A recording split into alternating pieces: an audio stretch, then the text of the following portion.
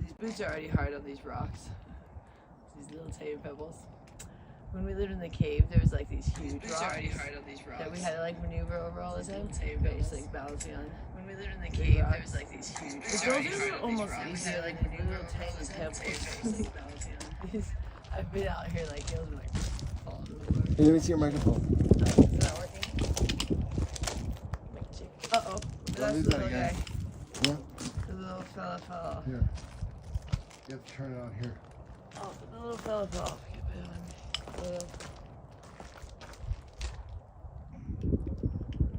Hold on. You can keep going. They can hear you. I'm gonna just do some nudging. Microphone back. I really can barely move in these shoes with my feet hurting. It's crazy.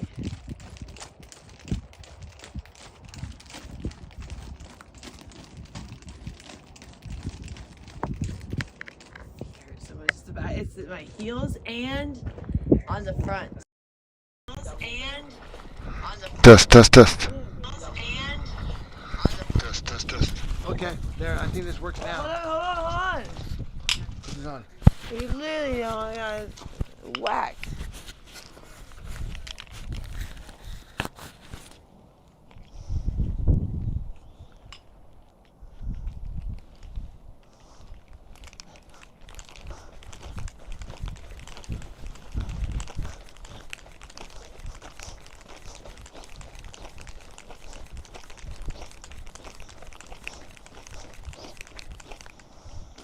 Okay, I'll do one more time around them done because my feet just can't take it today. It sucks because it's just like that. It will heal soon, but I got that athlete's foot thing, so it made it crack on the bottom of the heels. So they're like cut. She says hi. What's the thing? Handling? I knew you from before, but it was handling. I was like, And she's got back handling to the Howards. walk. I know you. Oh wow, I know you've been around a while. She's gotta go. I just couldn't remember the first part. I thought it was handling the Howards. Fucking Loki said you need some lotion and good socks. Well, yeah, and I think it's not good to never wear like socks and like shoes that have backs to them. I only wear sandals like when I'm in Vegas. The only time I wear shoes that have like backs to them is maybe like heels for work or when I go to New York. Because even in LA, I just wear my sandals the whole time. Vegas, sandals all the time. So I get really dry heels. And then I guess it's a combo of dry heel and athlete's foot. I don't know if that's the same thing or what. I don't know. But it hurts like the dickens. And you feel like you're being a wuss about it too. You're like, because it seems like it's not that big a deal. But it hurts. Like it really does. You're like, gosh, that hurts. And all night it hurts too. Like, I actually had to get up and take some Tylenol last night, which I don't like to take anything not like that. I don't even take Tylenol. But I took some because it was really just hurting that bad even while I was laying down. Like, they were just, like, hurting. I was like, jeez, these things. And then, like, I'll cut these things off. Sometimes that's how I feel like my feet because they hurt so much. So I'm like, just cut them off. I don't want no feet anymore. That'd be way worse. I know. I'm just kidding. But anyways.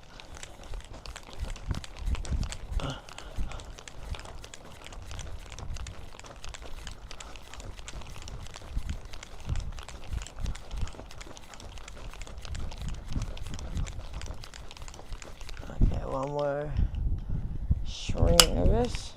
so uncoordinated. I keep whacking myself. The coordination comes out of strength too. So like, when you don't do it for a while, you just don't have the strength that you normally do. So you're used to like being able to do something that now you can't. So that's why you kind of are thrown off. Like, and I'm so much slower now. All right, put those down for a minute. I think let me see if you guys are in the right spot for my chair. I thought maybe over a smidge. Move my chair forward a smidge. Oh, here he comes. Here comes the cameraman. I knew he'd be out here in a minute. Alrighty. Yeah, these feet are just not working for me today. Okay.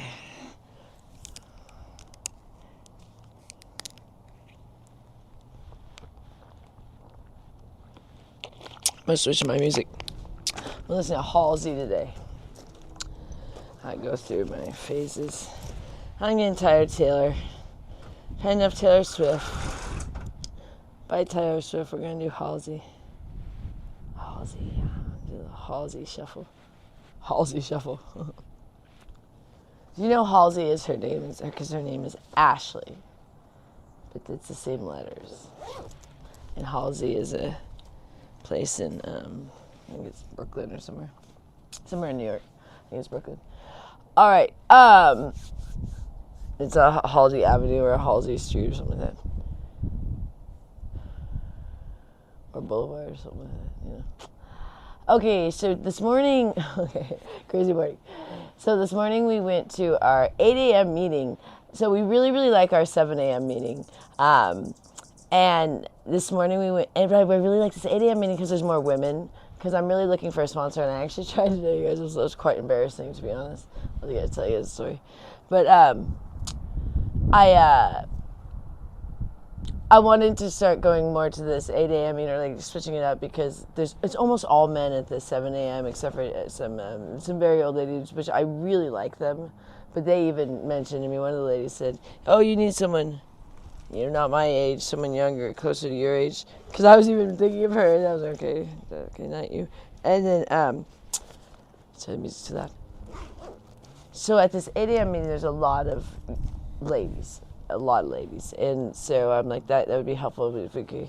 But we really like the 7 a.m. meeting. So we walk in, and there's two guys from our 7 a.m. meeting. They go, "Joy and Rich!" Like as soon as we walk into the 8 a.m. meeting.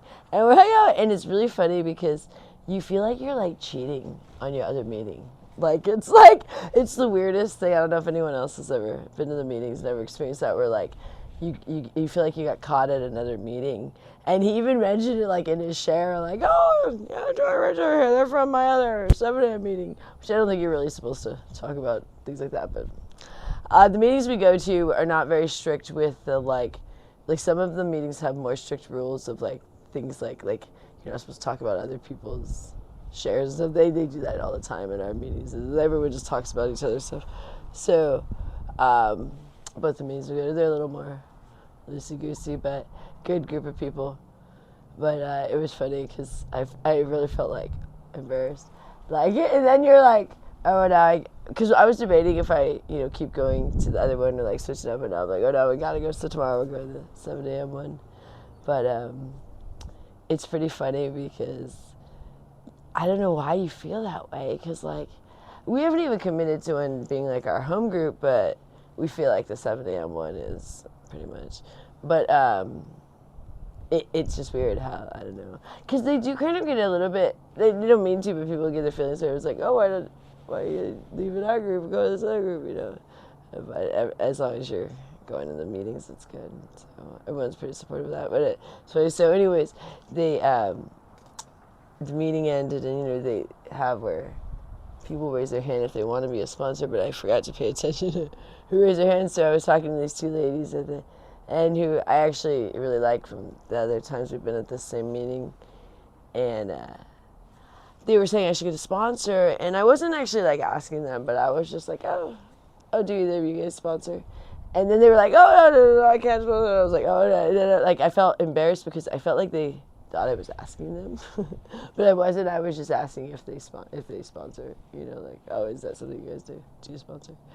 But I haven't even, like, I don't know them well enough to even pick them yet. But it was just funny because it was like, I felt like I put both of them on the spot, and that wasn't my intention. So it became this really awkward thing.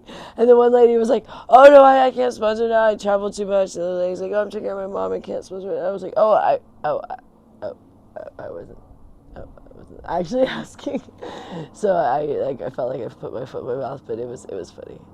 So I think Richard found his sponsor. It's the guy that actually was like, hey, Richard Joy.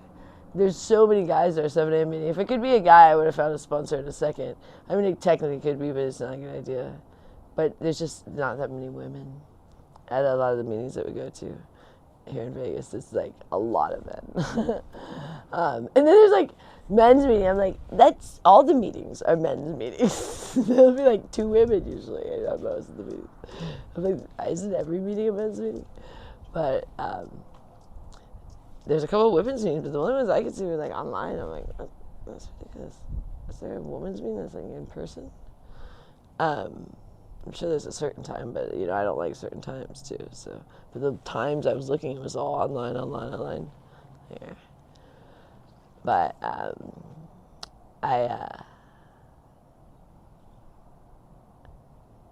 I really am feeling good today. Like, Richard and Annette went, Annette, got her monthly injection that she gets for her condition. And Richard's working on this video of, like, her progress since we got here. And it's, I don't know, when I see stuff like that, it just really makes me happy. Because even though there's been a lot of craziness that's occurred, especially in the last year, with my ups and downs, like, a lot of good things happen in the household. So I feel really, like, blessed and stuff. And, things are working out where we don't have to go to LA this weekend. Like, and it's just barely working out, which is, like, kind of perfect because it doesn't need to be, like, where we, have every desire met right now. But, like, we have what we need. But it keeps getting a little scary because it's, like, kind of, like, being on the edge. But we're, like, really, like, trusting, like, having faith and, like, trusting in God because we're doing the right thing now. Like, we're being sober and we're going to AA and stuff. And, we're taking care of Gloria and Annette.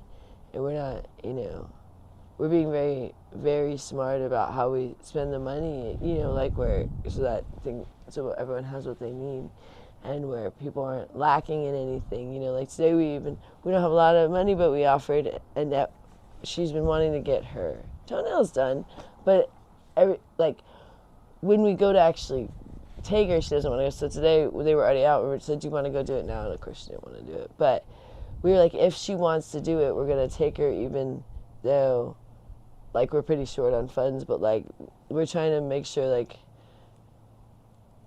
she don't feel like she's, just kind of, like, never can get things done. And we're always giving, like, cash. She feels very independent now. Clinic and Adriana Lally both say hi and want to know how you're doing. Oh, hey, Bethadone and Adriana Lally. Hello. Thank you guys for asking. I'm doing really good. It's a little bit hard motivating myself, I guess, to do things right now. In the sense of, like, I still feel that, like, what I really want to do is things that are bad for me, you know what I mean? So it's like, then when it's like, oh, do you want to do something that's fun or healthy? I'm like, and so that's something that, I'm kind of learning, especially in the meetings, like they talk about, like, having fun in sobriety. Because, I wasn't actually having fun with what I was doing. It was a nightmare. So, but I feel like I sometimes can be very grumpy, like, but I'm starting to wake up, like, happier and stuff. I was waking up so grumpy and so, like, irritable and for a while. So things are definitely getting much better, but it's a hard thing because I'm kind of, like, letting go of a lot of stuff in the sense of like I'm really letting go of New York, which is a big thing for me because I really do love New York, and people think it's because of the drinking. No, the drinking actually kind of ruined New York for me, so now I can't even go. Like I don't trust myself to go to New York, and it frustrates me. Like I was thinking that today, like I was frustrated by the idea that I can't stay sober in New York. Like I don't trust myself in New York. And then I just felt like frustrated with that. I mean, I'm sure there's a time that I will be able to trust myself, when I'm sober longer, but it's just a frustrating thing because it's just like, I don't know, I just don't like that. But that's kind of like what you have to accept when you're in AA is that you're just kind of messed up and you have to just take it one day at a time and don't do something like go to New York if it's too much of a challenge, especially in the beginning of your sobriety. But it frustrates me because I'm like, why did I change it?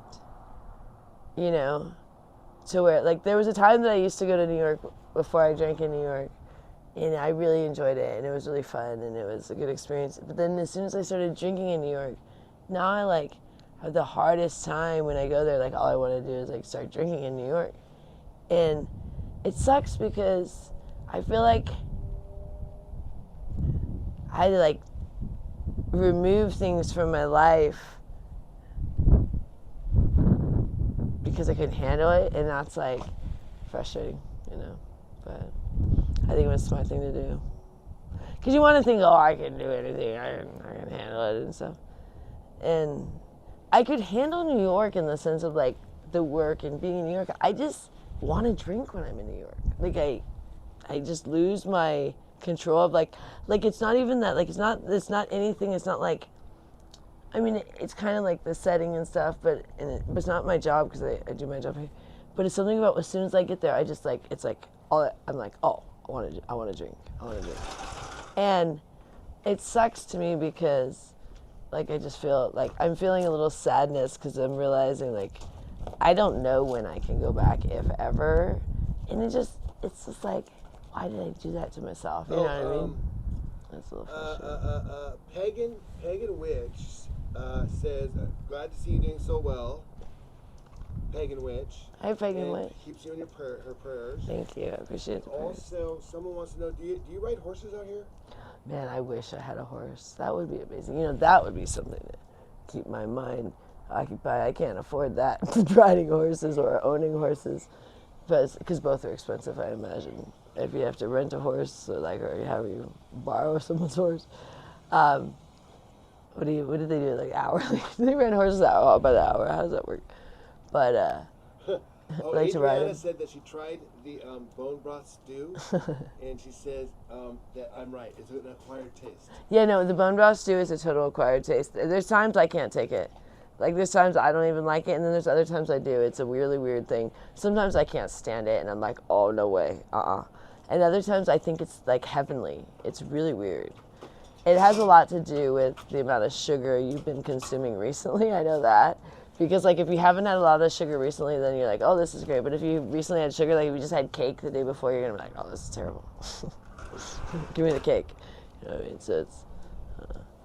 I don't know if you know, if you've ever cut out like a lot of sugar in your diet, then you have something with just the tiniest amount, and you're like, wow, that's sweet.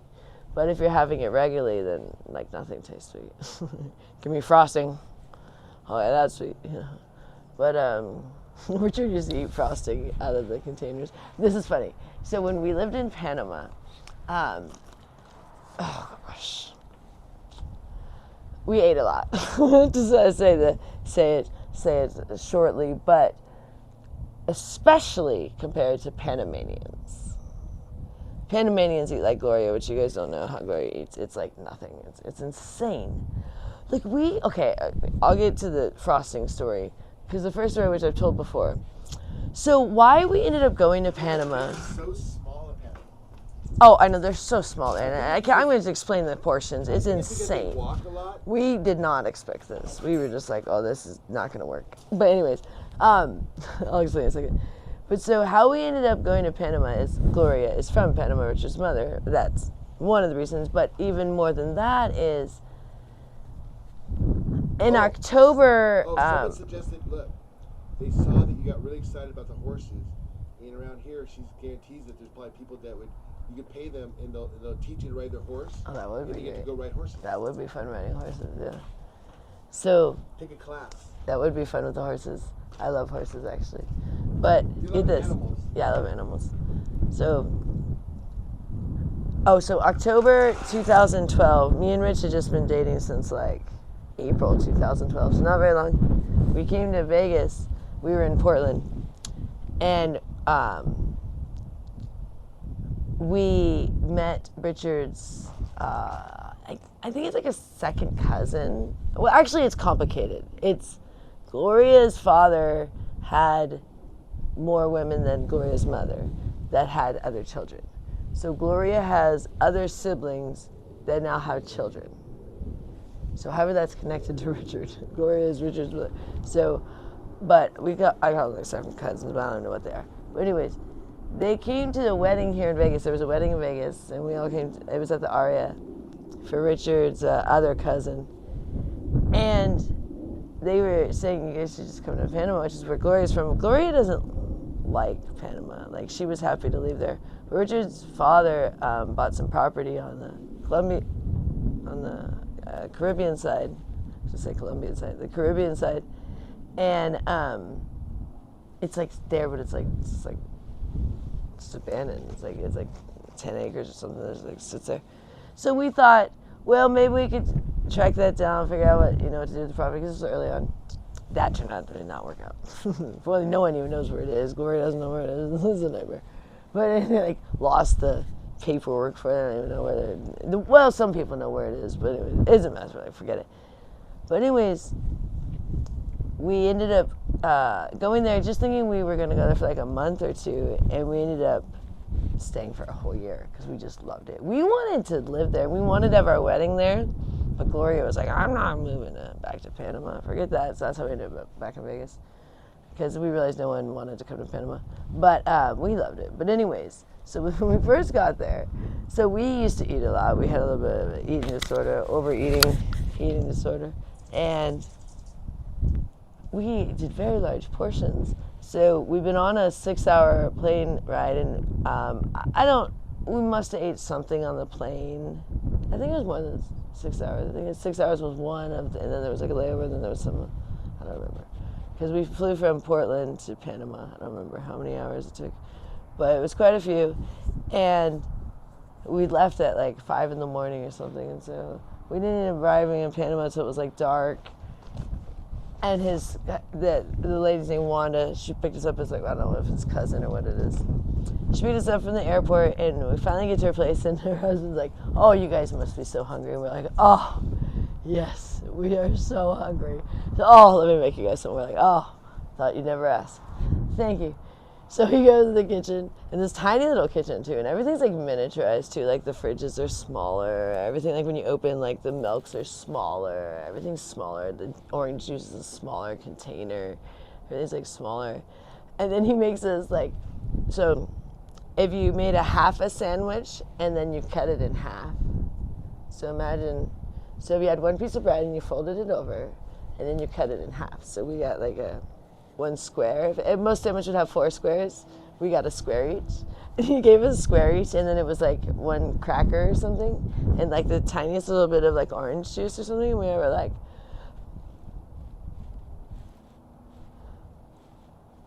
this is what you thought we would eat when we were very, very hungry after traveling all day?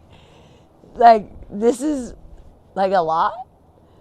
And we found out very quickly, like everything was that way. Like everything is packaged smaller. Like if you get Oreos, let's say, and Oreos are in a big old thing, and, you open it, and now they're all exposed, whatever. The Oreos, within that Oreo thing, they're in like 2 at a time little packages, because anyone only ever eats like 2 Oreos at most, And then KFC there, oh, it's not like we're like, oh, let's go to KFC, maybe we'll get a good portion. Oh no, KFC is tiny portions. We're like, like the buckets? Oh no. and very, very expensive, but tiny. Oh, the coleslaw was like a single size little thing, but that was like for the family. You would like to know why did you fly out from Oregon? Well, Richard's father had just died the year before, and my mom had died. This was 2012, so my mom had died 7 years before at this point. But I was still just a wreck, and I was drinking a lot at this time. And one night when me and Richard were drunk, I would after work, we would go get some expensive alcohol, which was pointless for us to get an expensive one because we were such alcoholics. We'd drink anything, but we liked to get this expensive one. It was like $50 a bottle, and then Richard had owned a convenience store called Towler's, and he still had, when it had gone out of business, when his father had passed away, and when a lot of business went up, it all closed during that time.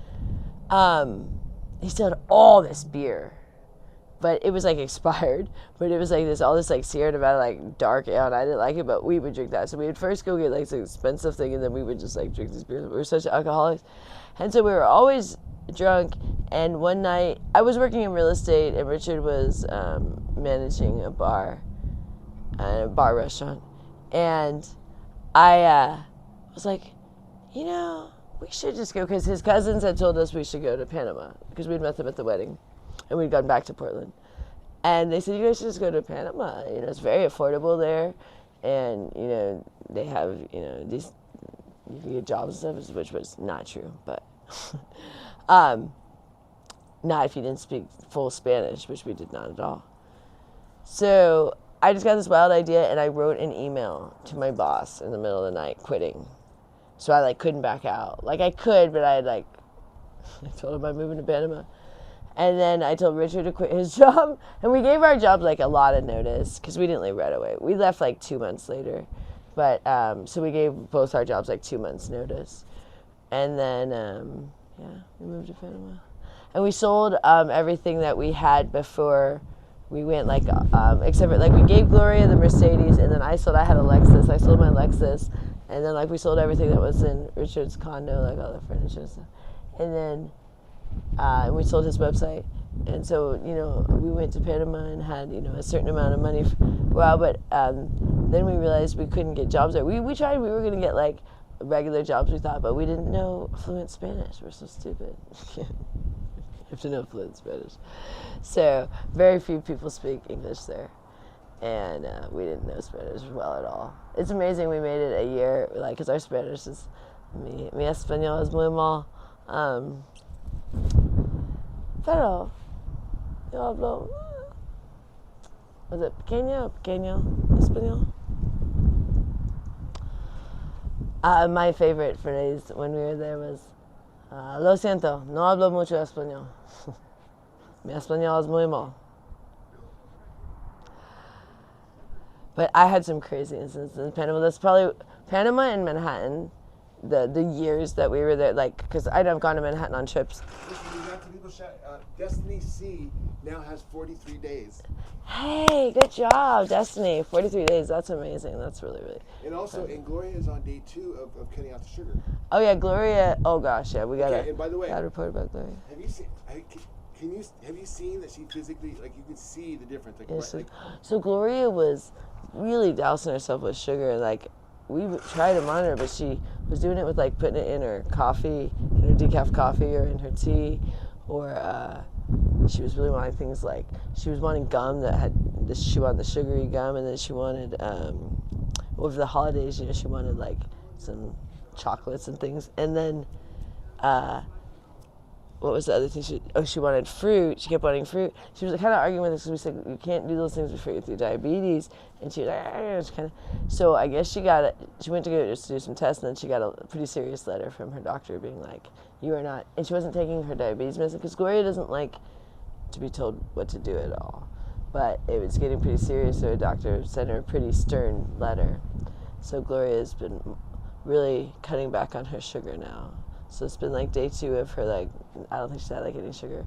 but she was really fighting us when we were telling her, which things she should and shouldn't be eating. She didn't really want to listen to Richard because he was making the meals, but then she was, going and, adding her sugar to things here and there. So that kind of scared her because I guess they said, you got to take, and she wasn't taking her medicine, her diabetes medicine. She didn't want to, I don't know. And we try to get her to take it, but she won't listen to us, so she has to decide to do it. So she's making that decision now, so that's good. Because she kept just falling asleep all the time. Like, she would just be like going to sleep at like, as soon as she got back. She'd go to her little class, and then she'd come back and like go to sleep at like 1 or 2 p.m. Then maybe get up for dinner and then go back to sleep like right after dinner and just like sleep. And then go dancing would be the only day that she kind of be up, and the other days just sleep because it was the sugar was knocking her out. So, congratulations everyone on your sobriety days, and especially I hope if, our going to AA has helped other people maybe think about doing whatever is helpful for them. I do recommend AA. I know it's scary, and it's, it's weird if you don't get it, okay, so like today, the meeting we went to is an open meeting, so they had some nurses there that are not alcoholics. They're there to learn to help their patients, which I've never been to a meeting like that where they had like people like that come in. I've had where it was like a partner that came in, like someone's spouse, but that was new to me, and I didn't even realize at first. At first I was like, are these people alcoholics? Because they were all in their scrubs, and I was like, but they all sat together, and then I was like, they all came in together. Right before the meeting started, I was like, so I've never seen that. But the point is, it seems weird if you're not an alcoholic, I imagine. So like, even for like the nurses, I'm sure like observing, it seems very, ritualistic. It seems very religious in a sense. It seems, like we, all do these chants, or, we say each other's names or whatever. But when you're an alcoholic, man, it makes a big difference. I don't know what it is. I know what it is in the sense it's the spiritualness, it's God, and it's the unity of the people, but it's still sometimes I don't know what it is in the sense of like where you might even feel like drinking the morning before you go, then you go to a meeting and you just don't anymore. And that's why I like going in the morning, because it sets my whole day right. You know what I mean? So I don't have to like wait and white knuckle it. Like it's like as soon as I go to a meeting, like I feel better for the day. So then I'm like, oh good. So like that's why I really like the 7 a.m. But then I also like this 8 a.m. But I actually like the 7 a.m. because I actually like going to like 7 a.m. I like the time frame, but I like the 8 a.m. meetings. But so I'm gonna do both. But I like that. Okay, as soon as I get up, I shower, I go right to a meeting, and then it just kind of sets my day right, and I don't have to like white knuckle it all day. I'm like, oh, am I gonna drink? And then I keep thinking I don't want to drink because tomorrow I'm gonna go see my friends again at the meeting, and you hug everybody and stuff, and there is that like weird thing. Like I know the hugging is not intentional in the sense of like to like smell each other, but it does kind of like keep you accountable, because you're like, I don't want to smell like alcohol or something, you know what I mean? Like you just like, you want to be like, I don't know, like, not that anyone would even care, because I mean, you could have drank the day before that, you're still allowed in the meeting. But you just feel like you're gonna let the people down too, so it's like another kind of like, I don't know, way to help yourself, I guess, for me. And then also I have Rich, so like he really helps me stay accountable. I know I would really struggle if I lived alone, and that's part of the problem with New York is I'm all alone. So I do actually feel really bad for people that are going through sobriety on their own. That's why it's really important to go to meetings if you were one of those people, because I don't know how people do it sometimes. I mean, I did it when I was younger, but I also had gotten a DUI, so it was very serious, you know, when I was young, and it was mandatory, so I took it very seriously. But then eventually, you know, as that was over, I drank again stupidly. But this time is all by choice, so I think it would be very hard if I was all alone.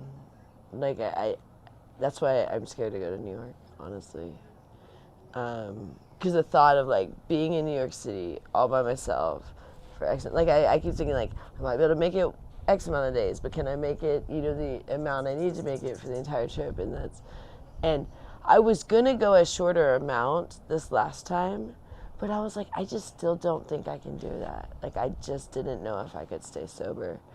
I really was scared about my sobriety in New York City.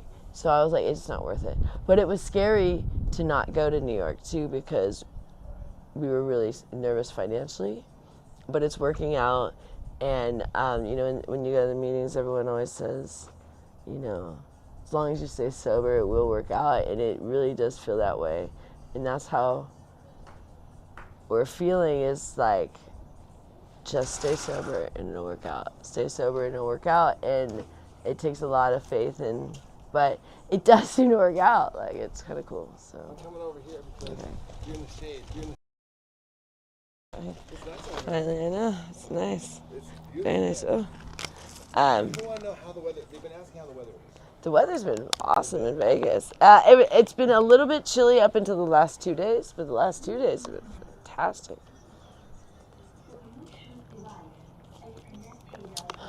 So,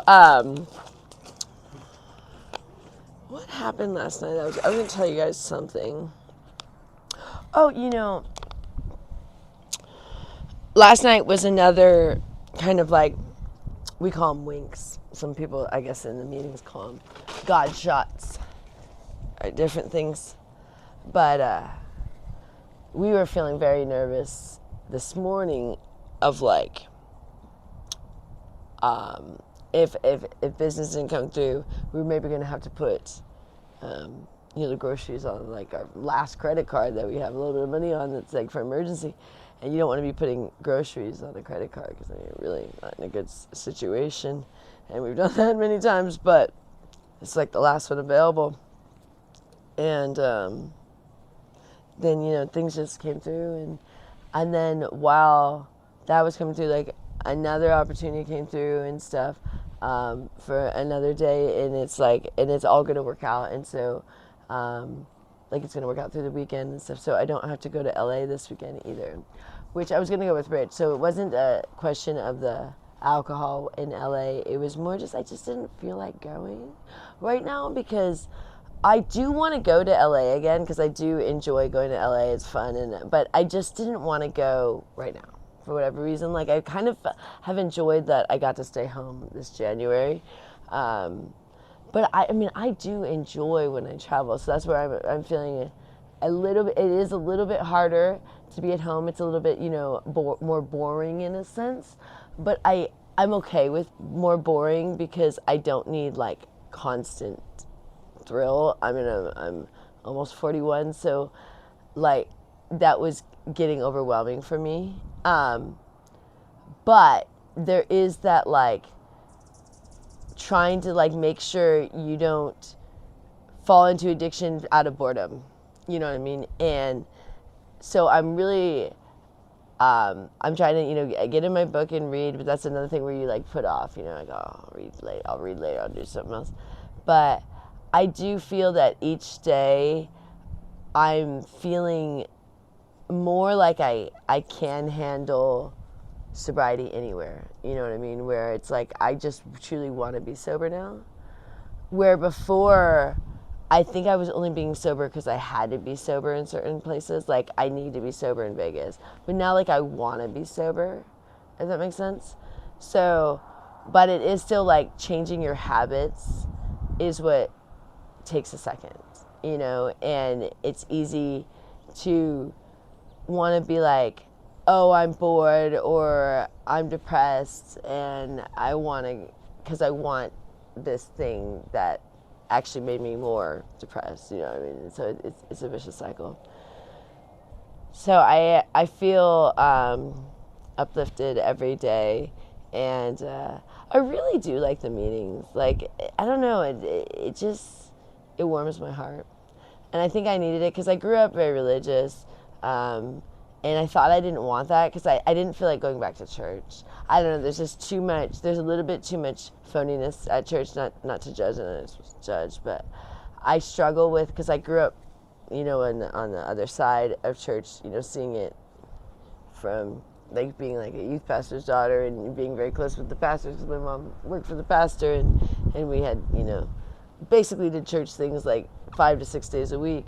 It was like my whole life was church. My parents, you know, went to Bible college, and I went to a Christian school, and, you know, from kindergarten to 8th grade.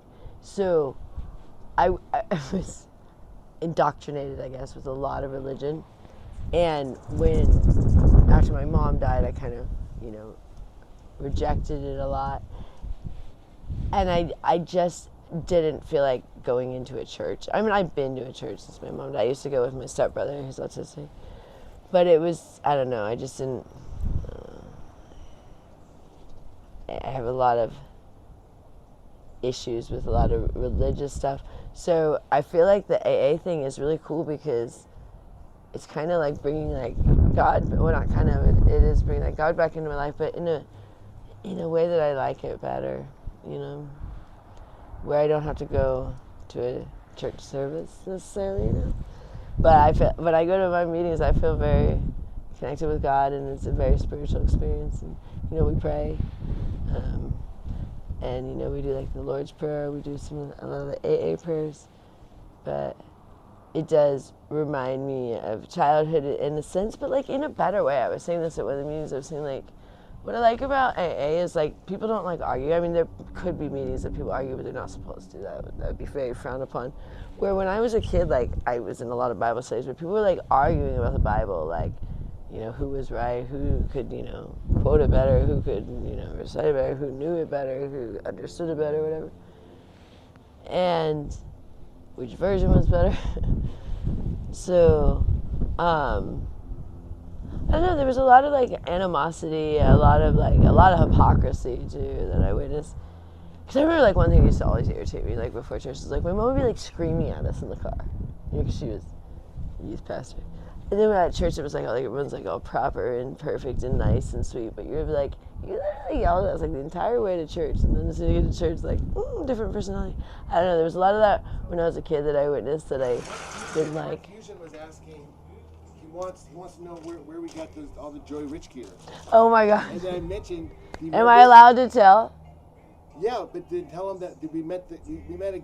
Oh yeah, I'll tell the whole story. We met the guy who okay, dated let me tell you guys the whole story about Joy Rich. So, this is really funny. Okay. So, we were in Panama, and I was really drunk one night, and I don't know why I searched Joy Rich. Like, because I used to, like, search things. Like, I would search Joy, and I would search Rich, and I would search, I don't know, back then I would just search weird stuff. We didn't have a lot going on in the room. We had a little iPad, and we just sat in hotel rooms, like, for, like, a year for the most part. You know, we worked a little, but it was, like, a lot of times we were just sitting in a hotel room that didn't have much in there, you know. So we would just, I don't know, we would watch a lot of YouTube back then, a lot of music videos. But one day I stumbled upon this, and me and Richard were not married yet. We had only been dating for less than a year at that point, but we were living in Panama together. And I find this clothing brand, and it's called Joy Rich. And I'm like, are you kidding? And it's in LA and New York City. And I'm like, that's so weird. And I was like, wow, that's our names. And like, there's a brand. I was like, this is like, feels like it's like future tripping. Like, we're gonna be famous, and this brand exists. Like, I was like on this weird thing where I just thought it was like this cool thing. Not that it really was that, but I thought it was this cool thing of like that's gonna be future. Everyone's gonna know us as Joy Rich, and that's going to be our brand. And then we kind of forgot about them, and we came back to the States, you know, like probably like 6 months after that.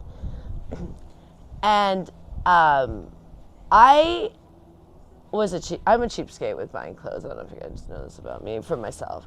I'm very generous with other people. When it comes to me, I'm like, oh, no, is it around $20? All right, more than $20? No, not happening. And I try to find everything like $20 and below, you know, whatever it is. I'm like, on Amazon I can still do it. But so I used to go to eBay. Oh, eBay I loved. Oh, I used to love getting clothes on eBay. They were used, but they were still like nice. Some things still had tags. Some things had been worn, but not much, you know. They would sell them as like, almost new. Very nice things. This one time, this girl was selling all this stuff from New York. I got all these clothes. She was selling it for like, each thing was like $2. And I would do the bids or whatever and get the clothing or things, and, you know, for nothing. And on eBay, I started finding that they had the Joy Rich brand. This was in like probably 2018, 2019. So we started buying like everything Joy Rich. Like I was like, this is awesome, because now we're like married and we had already we had lived in the cave. And so we were like, we're just gonna wear Joy Rich everywhere. And we did. So we bought everything Joy Rich. But what's funny about the brand is a lot of the stuff says Joy and a lot of the stuff just says Rich and not just Joy Rich. And like the stuff that says Joy, I used to have one that had a leopard jacket that said Joy. And I'm like, come on, is this not made for me? And then Richard had a leather jacket that said Rich. And then we don't have any of this anymore. And then we got these K-Swiss shoes that were matching that said Joy Rich, and the laces all said Joy Rich and stuff. And we were like decked out in Joy Rich stuff all the time. And then after we went to Manhattan, most of that stuff, you know, we had kind of grown out of it, because some of it was really loud and obnoxious too. Like, it's a very loud brand. But then when we just recently, you know, when we've been back here to Vegas, Richard is the one that went back on eBay and started getting that stuff. And he's like, it's just crazy because it's New York and LA, the two places you go. But what's even weirder is, so Richard was wearing the Joy Rich, one of them, because he's got a bunch of them now. And we go into Dillard's, because we had to return Annette's shoes, which of course, she picks out the shoes and hates them. It's the weirdest thing. We cannot get her sneakers. The only sneakers she's ever liked are these ones I picked out, like last year or the year before. And I keep trying to replace them, and she just hates every other shoe. She picked them out at Dillard's for Christmas, and then when I wrapped them up for her, she picked them out. I wrapped them up for her.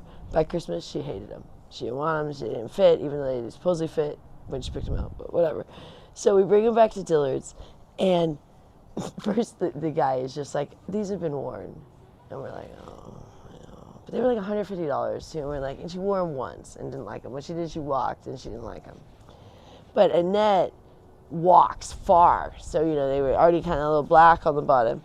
And we're like, I know. Our sister, she wore them only once, but she, you know, she goes on a pretty long walk. And he's like, she just really doesn't like them, but she had picked them out. And he's just like, oh, man, you guys. He's like, all right, so, well, I'll give you, I can give you a gift card or whatever.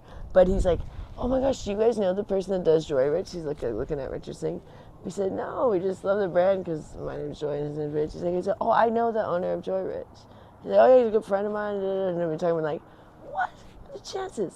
Because it's not that big of a brand. And this was in Vegas at the Dillard's in Summerlin in Vegas. And he knows the guy, and he's like, oh yeah, I used to live in LA. And so, oh yeah, he's a good friend of mine. Oh, he's a great clothing brand. So we're like, it's just random. It's just weird. Because it's like, I mean, most people think we like made it ourselves. For a while, we're just like, don't tell anyone. We'll think that we maybe. I'm like, it looks pretty cocky if we're like making our own. But no, it's a brand. It's just so weird that that's the name. Like, it kind of makes sense because both of our names are emotions, or not emotions, are things, you know, like where it's like Rich and Joy, mine's emotion. But still, they're not just names. But it is kind of cool. I know we used to do the Jedi Joy Rich show, is what we called our thing when we were on Periscope.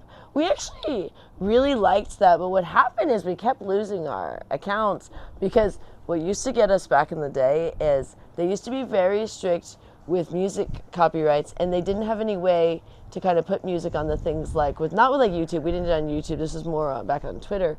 But now they have like more, you know, each one has its own like set of like music that you can use and stuff, especially like YouTube has like a whole plethora of music that you can use. But back in the day you couldn't do that. But me and Richard thought, this is how silly we are, not knowing, it's so silly now to even say when you think about like how these things work, but how naive we were, because we didn't really understand like music copyrights, and especially with social media and stuff. So we thought if you bought the song from Apple Music, which is what we would do, we would buy the song because that's actually how you had to do it to put it on the video back before they had song like these. You know, like YouTube now has like those minute songs. They didn't have that several years ago. So what we would do is we would buy a song on like iTunes, and you pay like $1.29, and then we would put it on our video. So we thought, well, we bought the song so we could put it on a video. Like we just thought that's how it worked. Like we thought, well, we paid $1.29 so we could put it on a video and put it on social media. But we didn't realize you can't do that because that artist made that song. Like they should be the one to get the views from a video because of their music, not you because you made some silly little video and put some beautiful music, you know what I mean? So we didn't understand that, so we kept having our accounts taken down because they used to be really strict on Twitter before it became X, of like taking down your entire account if you had like several of those violations. We'd have a ton of them because we'd be like putting a bunch of videos up, and then we did this thing where we couldn't stop doing it because we just loved doing it. Like I loved making videos and then putting like music to them. So what I would do is and sometimes I was singing too, which was, oh gosh, but I was singing with the music, so everyone would love that. And that would get my stuff taken out, imagine that. But I would delete them. I'd be like, oh, because it would take them a while to bring down your account. But we'd always forget, and then they'd take down our accounts again. We lost so many accounts. It was like the stupidest thing. It was like, don't put music on your videos. Like, no. It takes us minutes sometimes to learn. But then actually the apps changed. Then the TikTok, they started doing the music, and then YouTube now has the music. I love the YouTube music.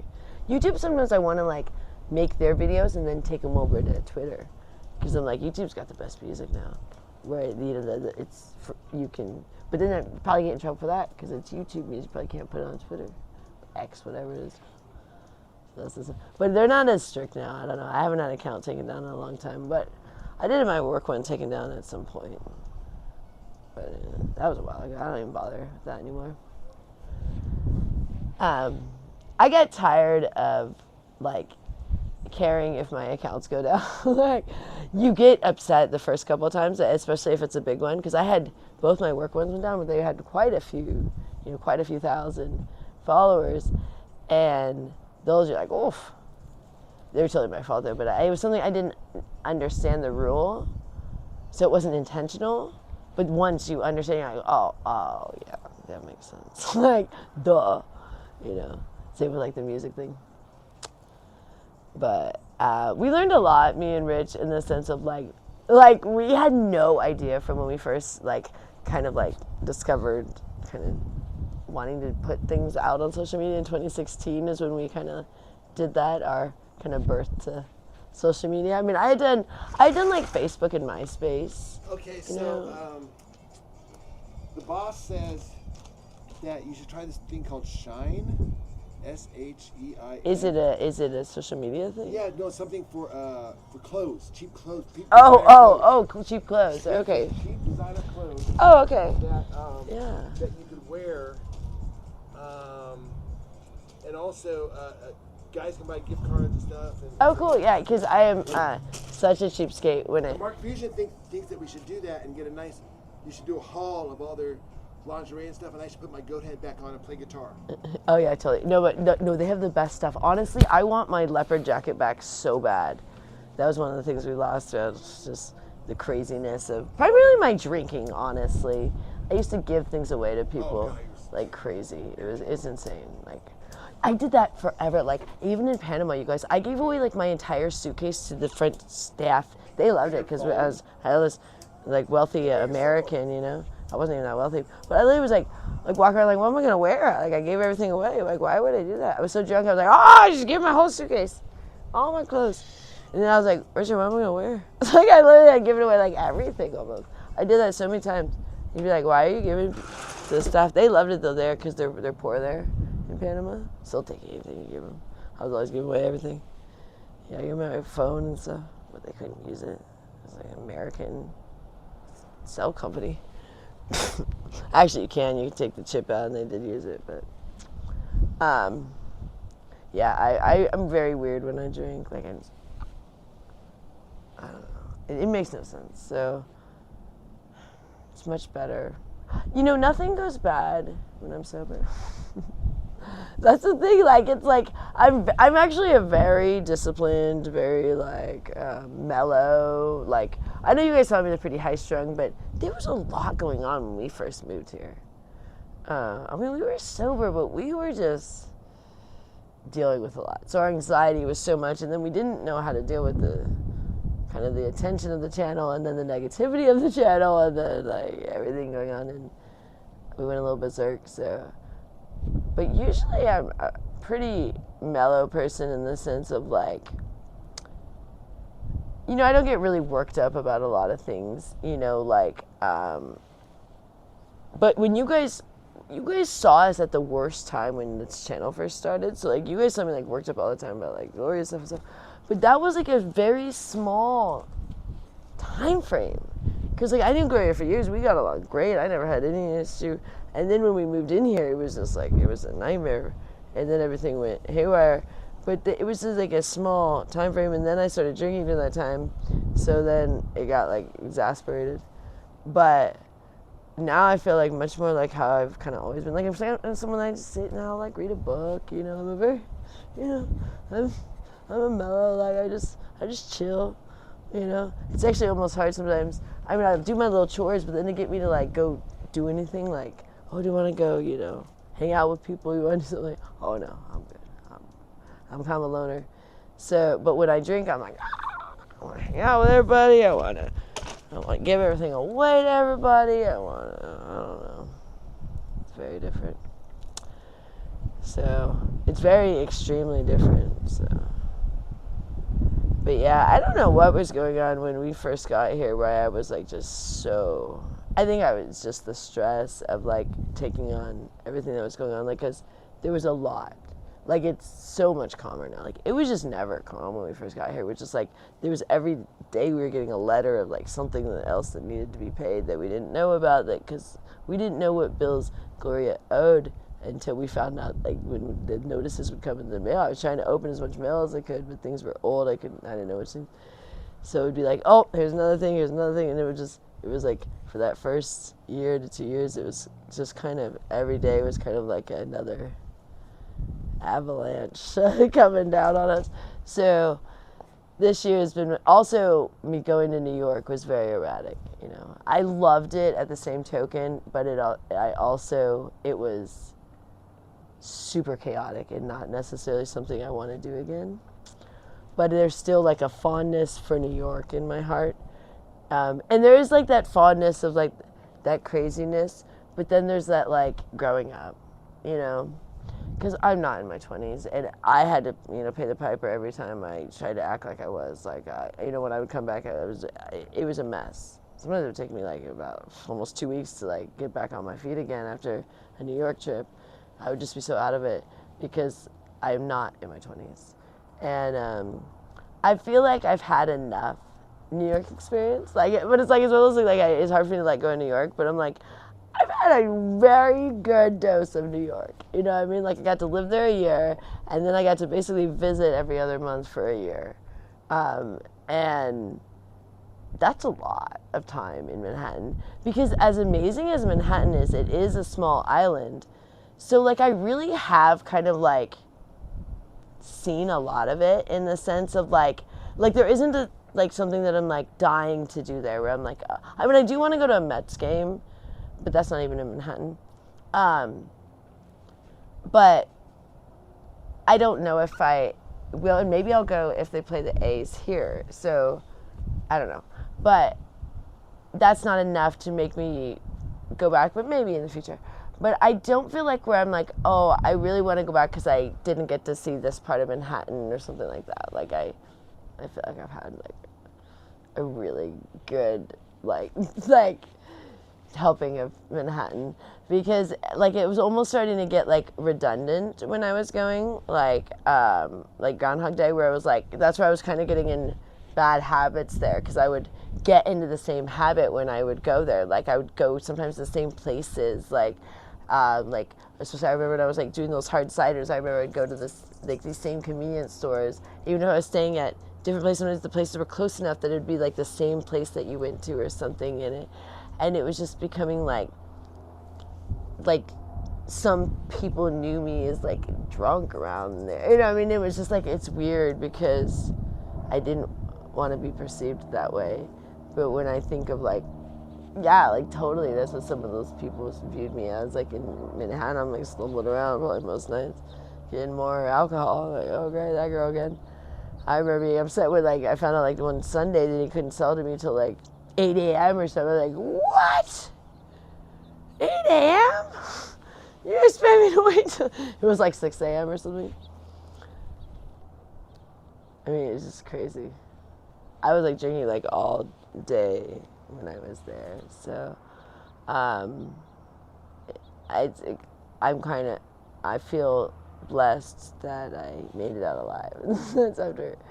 That was, like, there was certain times like when I was going home, like when I almost fell asleep on the train many times, like I'm very thankful like I always made it home because I was really pushing it with the amount I was drinking like the day I was even going home to when you're traveling. Like I thought they were going to not let me on the plane. I think that was my last visit, was the visit before. I think it was the last visit on the way home because I was just so... I think I was stumbling, you know, when I came on the plane, staggering, you know.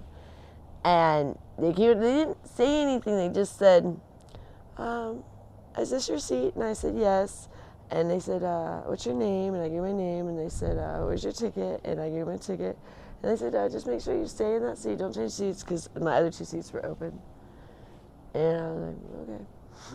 But they were kind of like sizing me up a little, like, is she gonna make it? Like, can she fly? And they let me fly, but I think they had to, you know, kind of like, because they were like looking, like, there's 3 stewardess or flight attendants, not all females. It was like a male and 2 females. So flight attendants, they're called now, came over and kind of like looking me up, and I was like, is she okay? And it was very embarrassing for me. And then another time when I was flying, a flight attendant gave me a free beer because she's like, you look like you need it. And I'm like, that's just not good. This is not a good thing. Are you ready to take over? Hey, Mark Fusion. Are you ready, Rich? Whatever. Yeah. Yeah. Let me do this. Yeah, I'm going to make some nibblers. Can we do a little workout with you guys? Okay. Rich is going to come out here and talk. I'm going to make my nibblers for lunch here.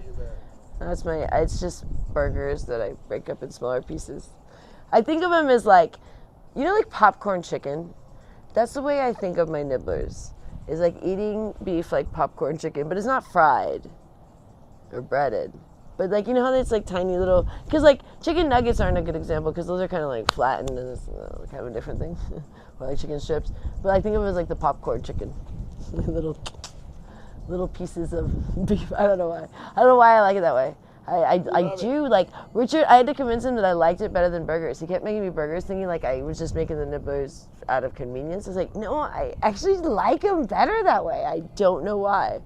I like it. It's like the same thing. So it's whether he makes the burgers, I just break up the meat in a bunch of little pieces. Not like spaghetti, you know, not like where you're making taco sauce, but like, you know, like little chunks. All right. I'm going to go inside and make my nibblers. I call them my nibblers. Good. All right. Yeah, everyone's doing well today. Annette always does well after she gets her injection. She always gets a little bit more moody right before she's going to get her injection because it's a dose that I think she gets a lot when she first goes, you know, and then I think by the end of the month it kind of, I think it's supposed to, like, you know, gradually doesn't give it, but I think it's when she first gets, it's like she gets a lot of it, and then by the end of the month, it's kind of like run out of her body quite a bit. Yeah. So it works really well because having her take pills every day did not work well. So this is just a once a month thing, and she likes going. Like I think she even got showered and did her hair nice because I think she has a little crush on her doctor. He's pretty handsome. Rich, you need the microphone. Yeah, I need the microphone over here. Because they only hear me over here. Do you need the phone? Huh? Do you need the phone? Oh, my feet still hurt. I forgot about that. They're actually feeling pretty good when I was sitting in the chair. Yeah. Darn athlete's feet. I know, it's beautiful. I know, it's kind of, I'm really enjoying it. All right, you guys, I had a great time. Thanks, everyone. Hi, everyone. Hasta luego. Okay, that's Jedi Joy. I'm going to do my I gotta do a quick little workout here. Just me. This is old man workout. This old man Jedi Rich workout. Oh, hey, buddy. Look, there's the new dog. There's the new dog. There's the new. Oh, you missed it. They got the new dog. Oh, I've seen. Yeah, I've seen. Oh man. They trimmed. Didn't I used to be able to put this up here? Did they trim this down? Man, I'm telling you, these gardeners. Mark, I don't know. What's your feeling on these HOA gardeners? Right? Those are the real domestic terrorists.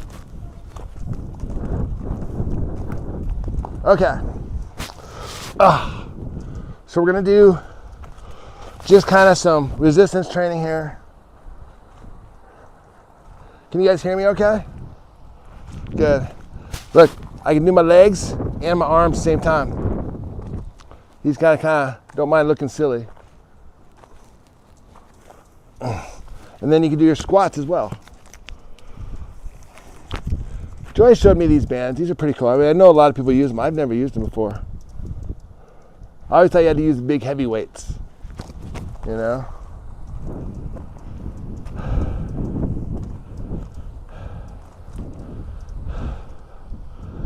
Man, it's nice out.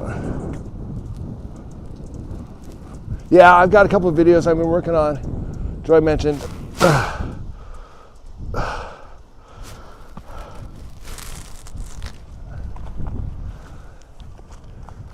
Yeah, you know, it might be good for being a mom.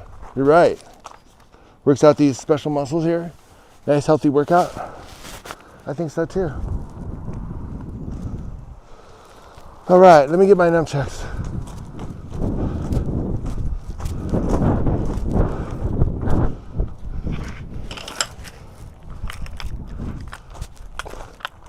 Okay, these are good for the joints.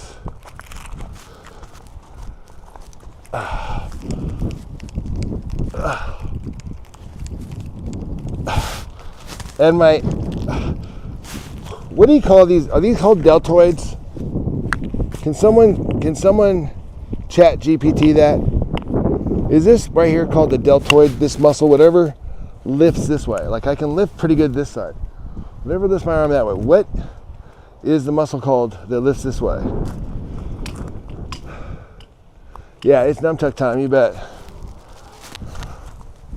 Thank you for tappity hearts and the likes and the WTFs or whatever they got over there. Oh man, sorry, this arm needs some work.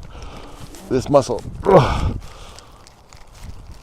I remember Louis C.K. had like a joke about that.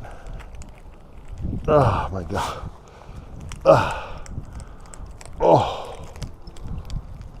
Oh, hey buddy.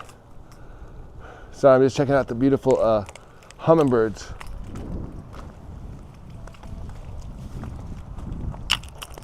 Okay, let me do something here.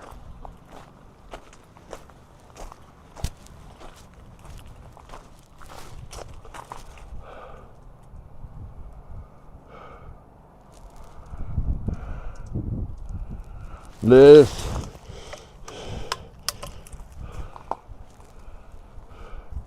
Take it easy. We need you ready in the game, pal. I know, bro. I know. But listen, you don't understand. I'm on the, like, okay, if you've got a track, right? You know, right? Well, we're not here. We're here.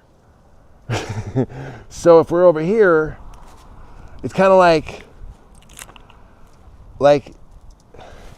you just give it all you got. You don't, if the wheels fall off, you don't care. Just get to that finish line.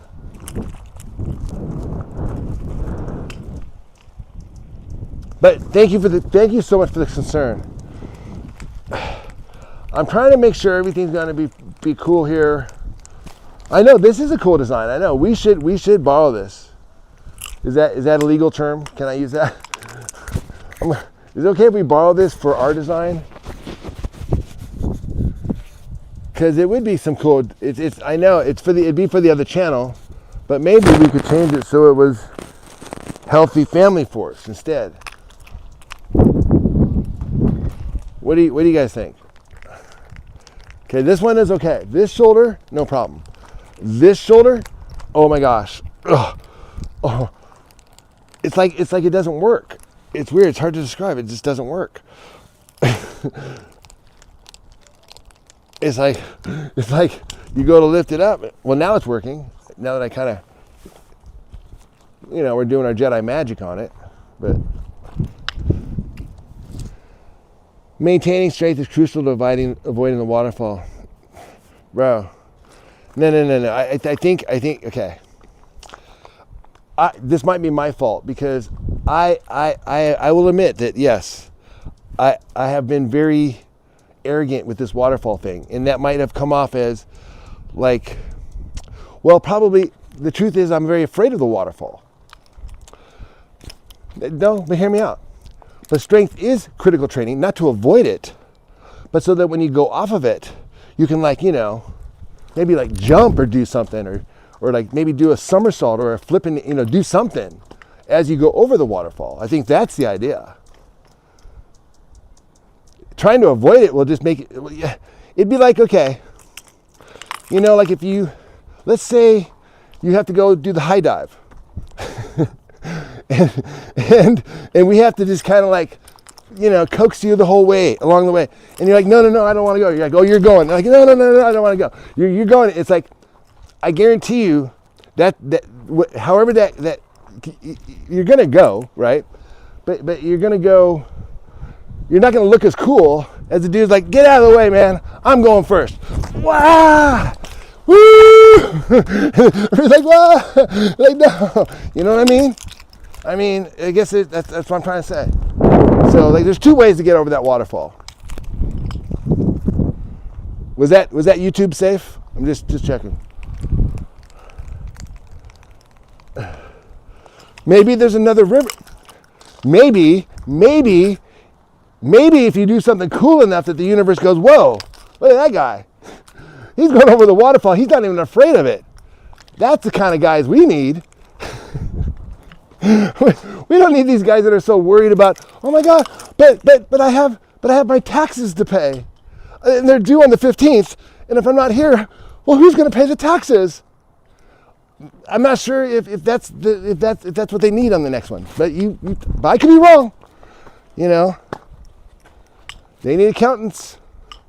Accountants are needed everywhere. Please smash those likes. Please, while we're, Annette, okay. For those of you who know what's going on with the channel, Annette calls what we're in right now purgatory. It's very funny. We're in purgatory. Okay. Works for me. But man, this sun is pretty nice, Mark. Look at this. Oh yeah. Signerage. Soak in this weather, buddy.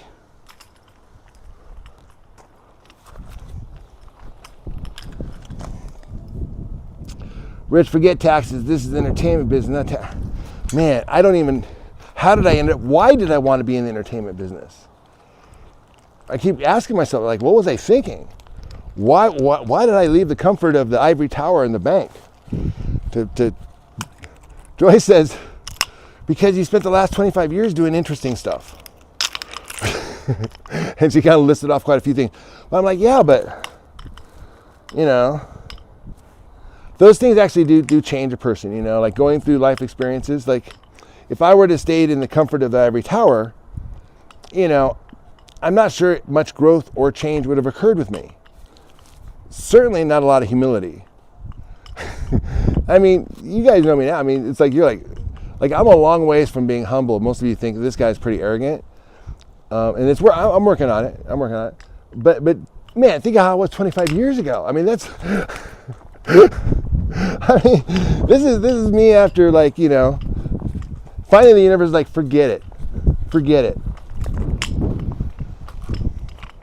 I wish I was in Vegas taking the Gangster Glory to dance. Oh man, I wish you were too, man. I just, it's one of those things I just know there's the hummingbird. He really loves me because I got him 2 feeders. I don't know if you guys saw that. But yeah, Man, I wish you were here, man. I wish. I mean, I just honestly, man, come 7 o'clock, 8 o'clock at night, I'm not feeling like going out.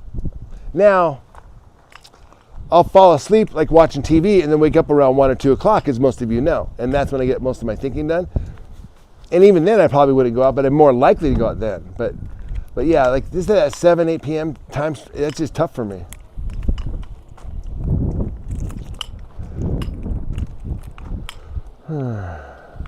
Man, it is nice out there, huh? Kind of like to do that. Imagine myself on the top of these mountains here, you know? Because right here we're about 3,000 feet, 2,500, 3,000 feet, maybe 2,800, maybe 3,000, which makes a difference. But over there, you pop way up, and way over there, those are probably close to 12,000. So I don't know, just, Mark, you ever been up, have you ever been at altitude? Have you been a mountain climber, a hiker? Sinai Ridge, you guys ever get out into up into the atmosphere? Because it definitely feels different than when you're in the Midlands in Chicago, you know, like when you're, I mean, it's like, well, think about it. Think about it. You're down there in Chicago, right? You've got all this air on top of you. Most of it cold, by the way. And then on top of that cold air is more cold air. And da-da-da-da. But the higher up I go, right, the less air is on top of me. So it's like kind of a lighter feeling. It's like, when you go down to Florida, not only do you have the issues with the amount of air, but then you have the humidity in the air, and you get that in Chicago too. You know exactly what I'm talking about, right, Mark? You get that lake effect. So anyways, so it just feels different out here, and maybe that's why like Joy and I have had such success. I don't know. I've always felt good in climates like this. You know, you like to think of it as like dry air, but I think what it is that there's just, it's like it's not as much congestion of air. Like there's less air above me pressing down.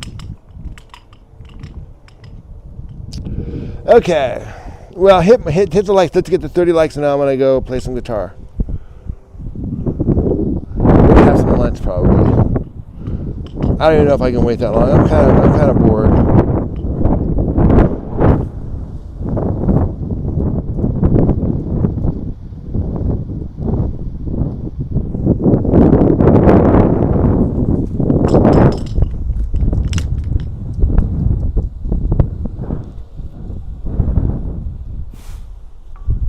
It's pretty neat out here, though. We got like birds. We got all the neighbors. Okay, I gotta go. The neighbors watch us on the YouTube. So hi, neighbors. No, they watch it like in a good way, like the way you guys are watching, like in an entertainment way.